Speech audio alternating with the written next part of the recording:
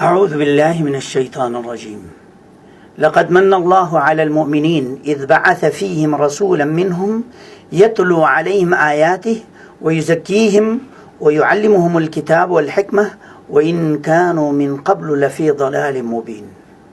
اللہ کریم، اللہ مہربان کہ بے شمار مہربانیاں ہیں.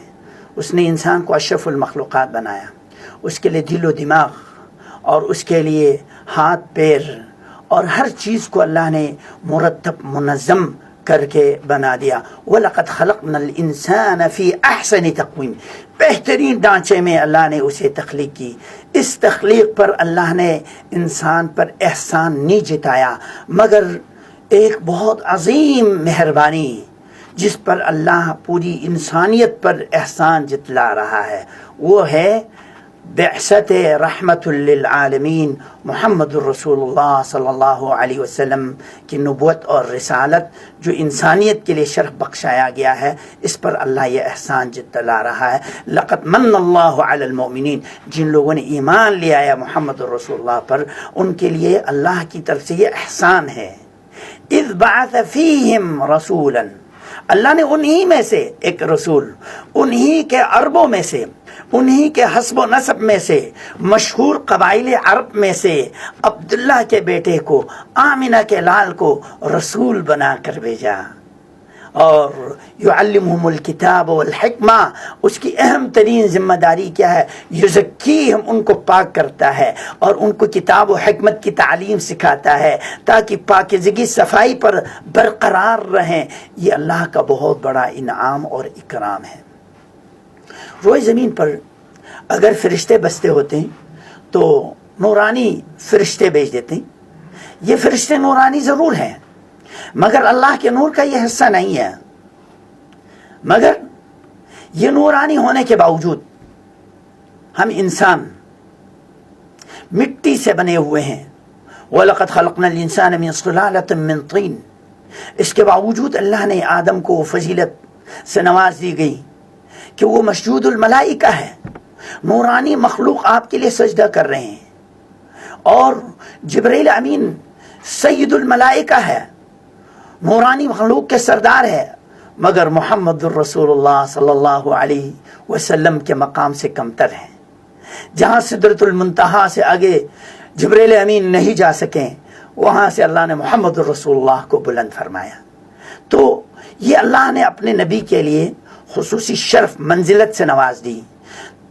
مکے سے مسجد اقصی جانے کے لیے براق پر سوار ہوئے اور مسجد اقصی سے سدرۃ المنتہا تک جانے کے لیے جبرائیل امین کی مرافقت نورانی سفر طے کر لیے. جب سدرۃ المنتہا پہنچے وہاں سے آٹومیٹک اللہ نے اپنے نبی کو بلند کیا. تو اس کا معنی یہ ہے تو دنیا کی سرزمین مٹی کے خاندان کے ہیں اور اولاد آدم میں سے ہیں، لیکن مقام مرتبت سب سے زیادہ بلند اور بالا ہے.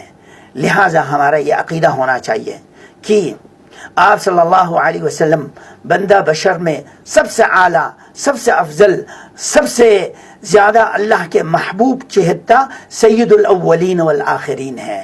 اور اگر ہم نے بھی نبی صلی اللہ علیہ وسلم کو اسی طرح مقام تک پہنچانے کے لیے، بلند کرنے کے لیے کہہ دیا جیسے کہ عیسائیوں نے کہا حضرت عیسیٰ اللہ کا بیٹا ہے، اللہ کا حصہ دار ہے معاذ اللہ، اور جس طرح یہودیوں نے عزیر ابن اللہ کہا، عیسائیوں نے فرشتوں کے مشرکین مکہ نے فرشتوں کے لیے کہا کہ یہ اللہ کی بیٹیاں ہیں، اور محمد الرسول اللہ کو اگر ہم نے نور من نور اللہ کہہ دیا تو پھر ہم میں ان میں فرق نہیں ہوگا.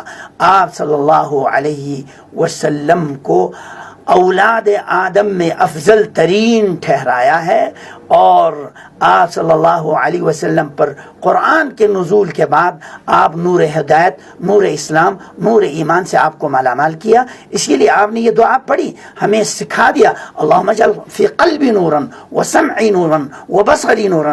اللہ تو میرے دل کو منور کر دیں، نگاہوں کو منور کر دیں اور بصارت کو منور کر دیں، کان منور کر دیں، آگے نور، دائیں نور، بائیں نور، اوپر نور، ہر طرف میرے ہر اعضاء کو منور کر دیں. دیں.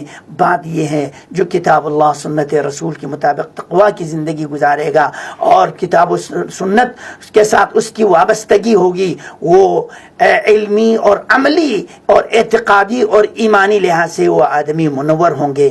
اللہ سے دعا ہے اللہ ہمیں اس نور کتاب کے ذریعے نور ہدایت نصیب فرما، اس نور ہدایت کے ذریعے محمد الرسول اللہ صلی اللہ علیہ وسلم کی شفاعت اور آپ کی مرافقت نصیب فرما. وصلی اللہ علی نبی الکریم. ہر ایک شے میں جھلک وہ اپنی ربوبیت کی دکھا رہا